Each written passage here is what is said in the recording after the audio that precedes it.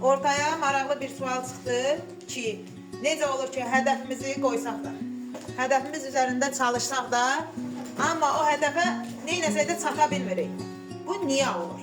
Hədəfə çatmaq üçün disiplinli olmaq lazımdır. Yəni, qarşıma qoyduğun məqsədə çatmaq üçün sən davamlılıq sərgiləməlisən. Yəni, o işdə davamlı olmalısan. Ya davamlılıq olmur, ya da ki, hədəfimiz böyük olur və biz başda həvəslə başlayırıq, özümüzü həddindən artıq yoruruq. Bir müddətdən sonra bütün gücümüzü, enerjimizi axı verdik o çalışmaya.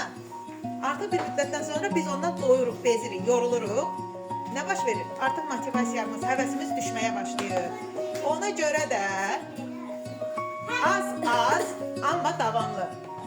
İlk öncə qarşınıza bir hədəf qoymalısınız. İlk öncə seçirsiniz. Mən kim olmaq istəyirəm, necə biri olmaq istəyirəm. Hədəfi seçdik. Sonra hədəfi hissələrə bölürük. Bir böyük hədəfimiz var. Sonra o hədəfi hissələrə bölürük. Kiçik-kiçik hissələrə bölürük. Sonra addım-addım o hədəfə çatmaq üçün mən nə etməliyim? Tutaq ki, ingilis dilində hal-hazırda 100 dənə söz var bazımda. Bunu qaldırıb 1000 dənə eləmək istəyirəm. Mən oturub bu 1000 dənə sözü 3 günə, 5 günə bölüşdürüb elə öyrənsəm, əlbəttə ki, nə edəcəm? Tez yorulacam, tez həvəsdən düşəcəm.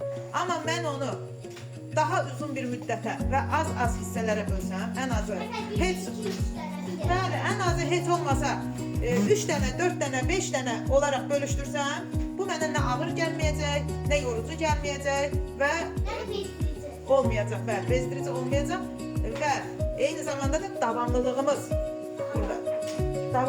burada baş tutacaq. Yəni sən özünə söz verdinsə ki, 3 aya, 5 aya mən filan qədər söz öyrənəcəm və yaxud da yazımı daha səliqəli formada yazacam. Oxu sürətimi daha yaxşı səviyyəyə qaldıracam. Niyə qarşına məqsəd qoyursansa, sən burada mütəmadi davamlı olaraq çalışmalısan. Az, amma davamlı. Sən xəstələnsən də, bir yerə getsən də, nə bilim, qonağın gəlsə də, sən mütləq onun üçün vaxt ayırmalısan. Ev yoxdur, limit qoymuşdun 5 dənə, o gün çatdırmadın, bir dənə də olsa, 2 dənə də olsa öyrənirsən. Əsas buradakı davamlılıqdır, davamlılıq qırılmasın, o zincir qırılmasın. Aydın oldu. Yəni, bir hədəfə çatmaq üçün mütləq nə olmalıdır? Davamlılıq.